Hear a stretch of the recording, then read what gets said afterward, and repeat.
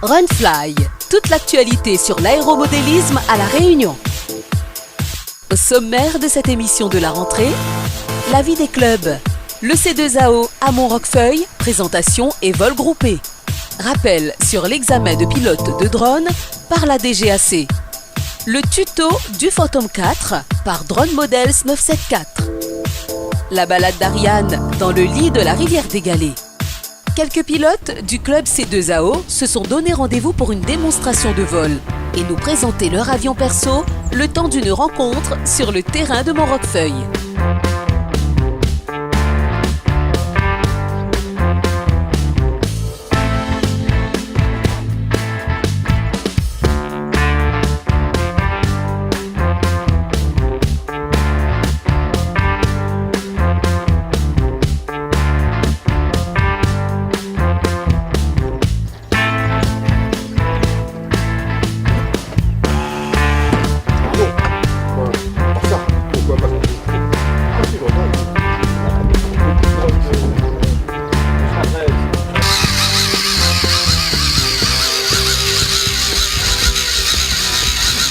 C'est un avion de vol maquette.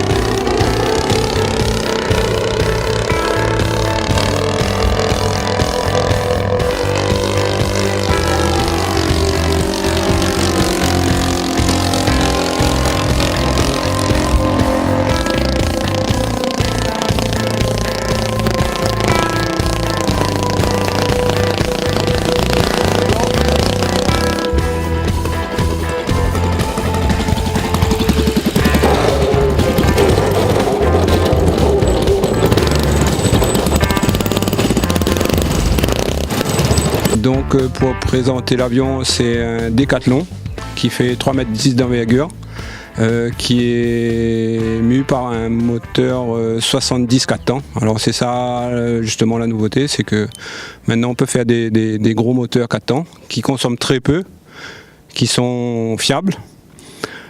Donc au niveau de l'avion, il doit faire 10 kg, donc ce qui permet à l'avion de voler à de très basses vitesses. Pour quelqu'un qui voudrait débuter en petit gros, dans cette catégorie, c'est l'avion idéal. Alors en vitesse lente, il doit faire du 50 km/h. Par contre, c'est l'un des rares avions où on peut, en grandeur, où on peut passer de la voltige douce. Et celui-là aussi permet de passer la voltige de base, tonneau, looping, déclenché, etc. quoi.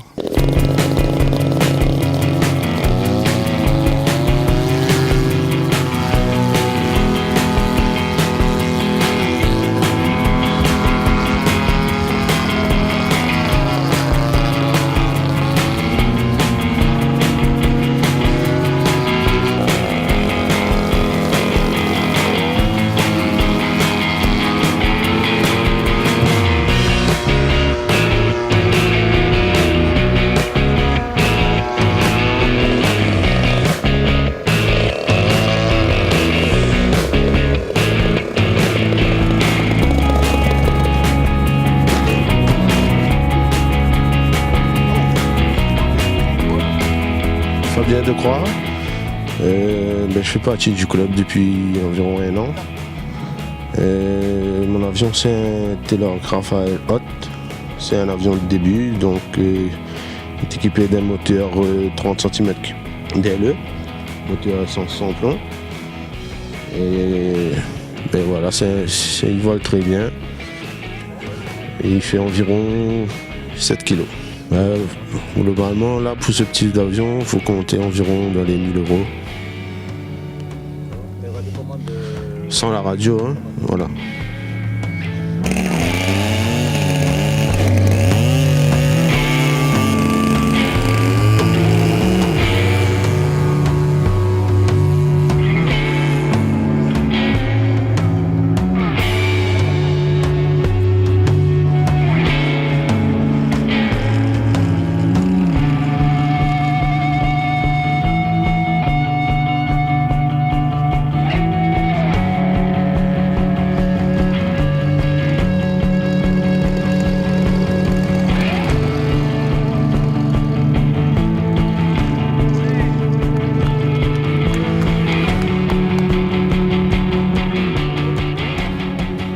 Michel Mancini, je suis pilote au C2AO plutôt d'avions de ce genre, d'avions de voltige. Donc celui-là, c'est un Extra 300 avec une envergure d'1,95 m, un moteur DLE 40 cm3, bicylindre, donc à essence. C'est du super sans plomb, donc c'est un moteur relativement facile à mettre en œuvre. Donc beaucoup d'avantages au niveau de ce moteur. En fait, c'est un avion de voltige qui existe en réel. Et d'ailleurs, la pilote s'appelle Patty, j'arrive jamais à prononcer, Wagstaff. Elle est championne du monde de voltige avec cet avion en vrai. C'est un avion qui est facile à piloter, à mettre en œuvre.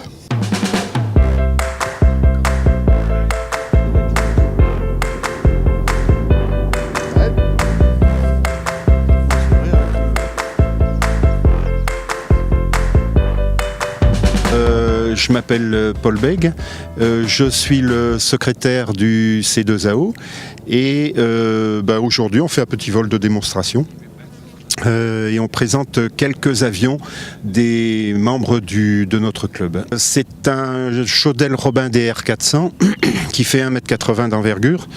Et qui est équipé d'un moteur DLE de 20 cm3. Ce sont des moteurs qui sont fiables, qui sont puissants et avec lesquels en principe on n'a pas de surprise. C'est un avion dont il faut faire, au niveau de la construction, il faut faire très attention au centrage de cet avion.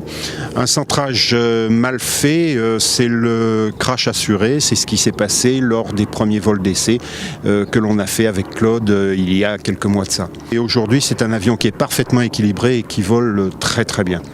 Il est équipé de volets. Au niveau du décollage et de l'atterrissage, ça peut être très utile si on a des pistes courtes. Il est facile à piloter.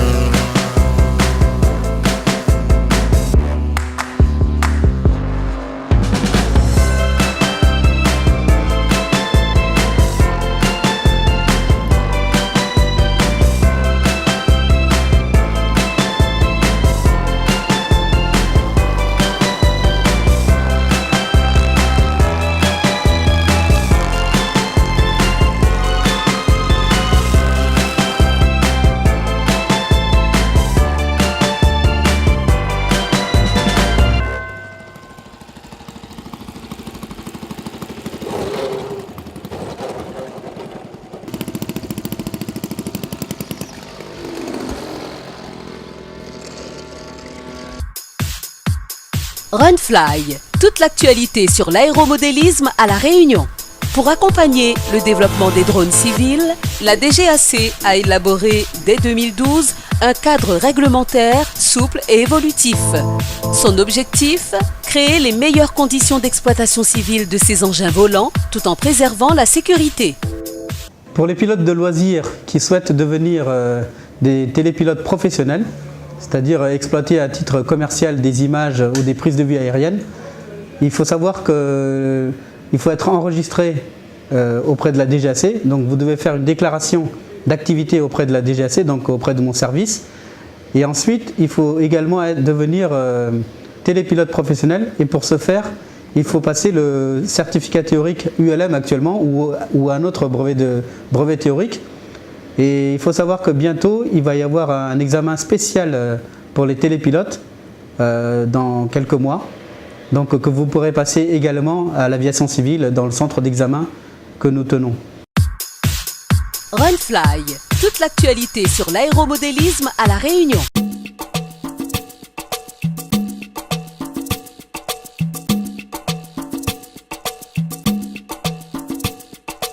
Salut les abonnés, aujourd'hui nous allons découvrir ensemble le tout dernier modèle de DJI, le Phantom 4. Lors de votre achat dans nos magasins Drone Model 974, le drone vous est livré dans cet emballage.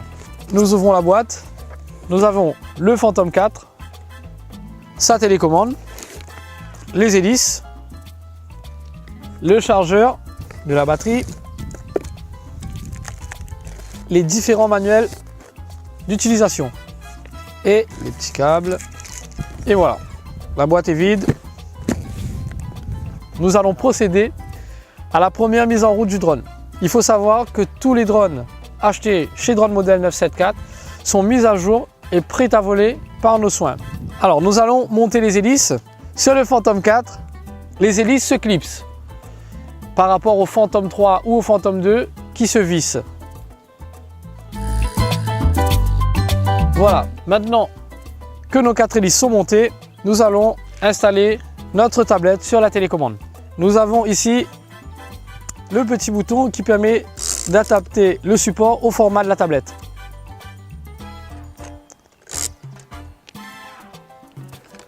Je relie ma télécommande à la tablette.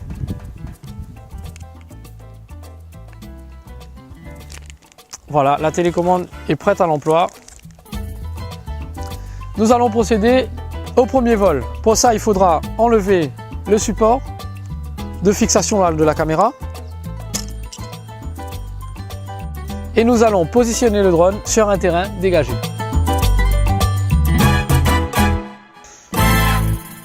Un petit conseil, il vaut mieux poser le drone dans un endroit dégagé de tout obstacle avec la batterie qui est l'arrière du Phantom 4 en face de vous. Nous allons commencer par allumer la télécommande en appuyant sur le bouton de gauche une fois brièvement et la deuxième fois 3 secondes.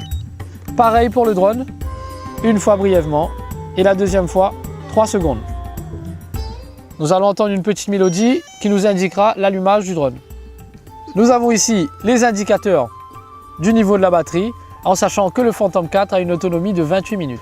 Pour procéder au décollage du drone, nous allons avoir besoin de l'application DJI Go qui peut être téléchargée sur Apple Store ou Play Store. Comme vous pouvez le constater, cette application nous permet d'utiliser les différentes machines de DJI, l'Inspire, le Phantom 4, le Matrix 100 et l'Osmo. Voilà, il nous amène tout de suite sur les réglages et les paramètres du Phantom 4. Nous avons ici en fond d'écran ce que voit le drone en temps réel. Nous allons faire le tour des informations que nous retrouvons sur l'application DJI Go. Tout en haut, nous avons le pourcentage batterie, le nombre de satellites. Je précise qu'il faut attendre minimum 7 satellites pour pouvoir décoller le drone, car si nous décollons avant d'avoir 7 satellites, le drone ne pourra pas effectuer son retour à la maison car il n'aura pas enregistré le point GPS. Ici, à gauche de l'écran, nous avons les différentes icônes qui nous permettent d'effectuer des actions telles que le décollage automatique, l'atterrissage et le retour à la maison. En bas, nous avons les données de vol, le H correspond à la hauteur du drone en temps réel. Le D, la distance entre le drone et le point de départ. VS indique la vitesse de montée ou la vitesse de descente en mètres secondes. HS indique la vitesse où le drone se déplace en mètres secondes toujours. Tout en bas à droite, nous avons la photo satellite et nous avons la petite flèche rouge qui matérialise le drone sur la photo satellite. Le H indique que le drone a enregistré son point GPS et son point de retour à la maison. Et la nouvelle option sur le DJI Phantom 4, le détecteur d'obstacles qui nous indique la distance entre le drone et l'obstacle. Donc là, il y a un obstacle à 6 mètres du drone. Nous allons apprendre le décollage et l'atterrissage, ce qui est quand même la partie la plus importante dans un vol. Ça se fait tout simplement avec la petite icône en haut à gauche. Je clique dessus, je fais glisser, la machine va décoller et se mettre à 1 mètre du sol. Pour atterrir, on va utiliser la même icône. Je clique, je fais glisser et le drone atterrit. Nous allons maintenant parler de la télécommande du Phantom 4 et des différents boutons qui sont présents sur cette télécommande. Nous allons commencer par le bouton d'allumage. Donc comme je le disais, pour allumer c'est une fois brièvement et la deuxième fois 3 secondes. Pour éteindre c'est pareil. Ici le bouton de retour à la maison, il faudra laisser le doigt 3 secondes minimum sur l'interrupteur pour que la machine engage un retour à la maison. En haut à gauche, nous avons le petit bouton qui permet de déclencher et d'arrêter la vidéo, un petit switch qui permet d'accéder aux différents modes de vol, une petite molette qui permet d'orienter la caméra vers le haut ou vers le bas. De l'autre côté, un petit bouton qui permet de déclencher la photo, un autre pour faire une pause dans la vidéo et une autre molette qui permet de gérer l'exposition de la caméra. Nous allons parler des deux derniers potentiomètres les plus importants. Celui de gauche permet de faire monter le drone, le faire descendre, tourner sur soi-même, faire une rotation en 360 degrés sans bouger. Le potentiomètre de droite permet de se déplacer vers la gauche, vers la droite, avancer, reculer. Je fais glisser. La machine démarre et monte à 1 mètre du sol. Donc comme je peux le constater, nous avons la hauteur en temps réel, 1,2 m. Je vois que le drone ne monte pas ou ne descend pas et que le drone ne se déplace pas non plus. Si je monte, nous allons voir une petite flèche qui apparaît vers le haut avec la vitesse de montée. Je monte à 1 mètre seconde, je suis à 6 mètres du sol.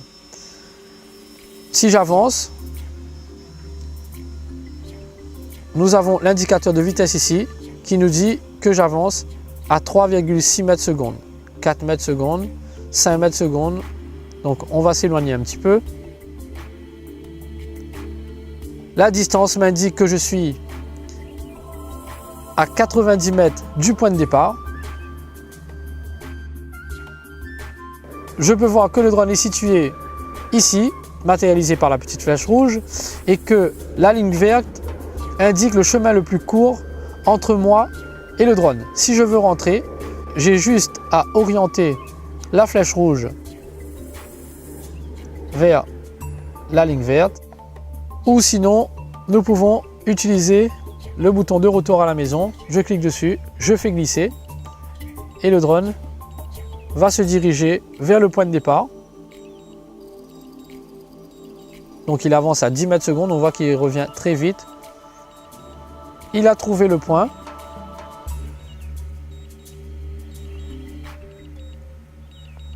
Je vais orienter la caméra vers le bas. Et je constate que le drone est en train d'atterrir. Nous constatons que le drone descend à 1,6 m en descente. Hauteur 18 mètres, 17 mètres, 16 mètres. Donc le drone descend très lentement.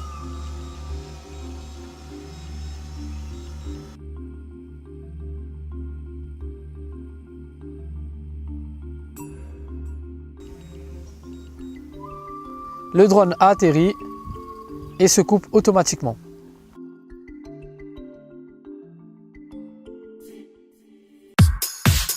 Runfly, toute l'actualité sur l'aéromodélisme à La Réunion.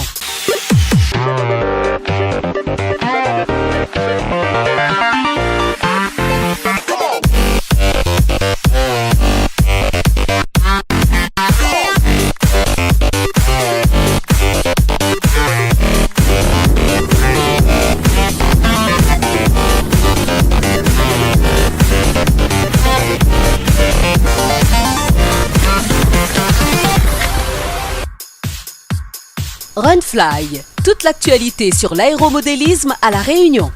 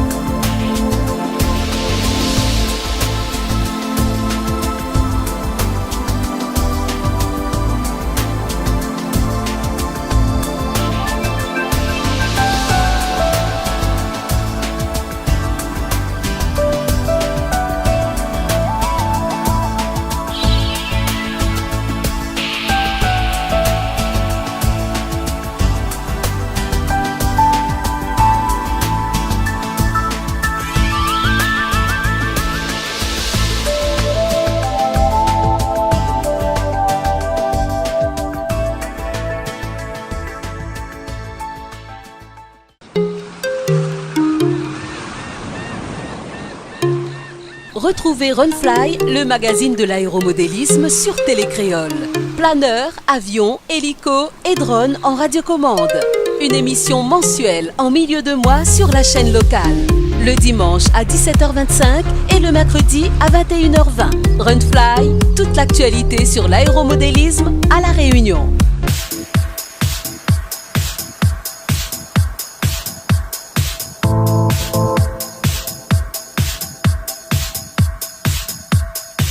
Runfly, le magazine de l'aéromodélisme à La Réunion, c'est terminé. Rendez-vous le mois prochain aux horaires habituels sur Télécréole.